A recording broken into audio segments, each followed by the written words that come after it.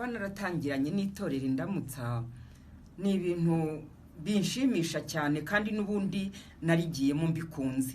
Reba itorero narigiyemo ndi umukobwa riranshingira, none dore ndinze ngera mu zabukuru nkiririmo, ubwo se naringanya iki? Ni itorero Indamutsa, ni Indamutsa shoko ko nkuko abajene babivuze.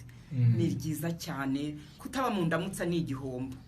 Ni iki byakumariye? Icyo byamariye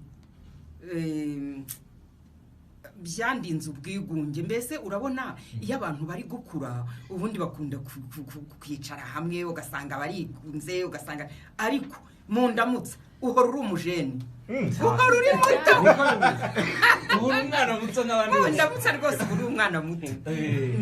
Ese ubundi ni cyagukundisha ibintu by'ikinamico kuva ukiri muto ukabyinjiramo, wa mugani wawe ukaba ubikuriyemo? Ikintu cyabinkundishije ni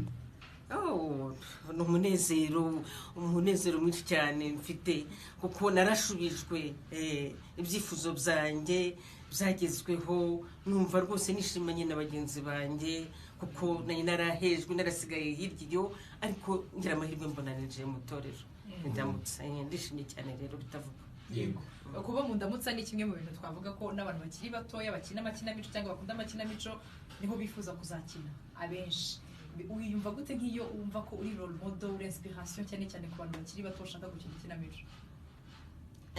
Abantu bashaka gukina ikinamico ngemba numva mbashyigikiye abakiri bato cyane cyane, kuko ndimo ndarenga bahinguka. Sinifuza rero ko hazaba icyuho, oya nibazemo nyine bagera ikirenge mu cyanjye, ngewe ndakuze, ariko nabo ndashima yuko nabo bona babifitemo imbaraga, barabyishimiye, barabikunze, nababwira rwose ngo bakomereze aho ngaho.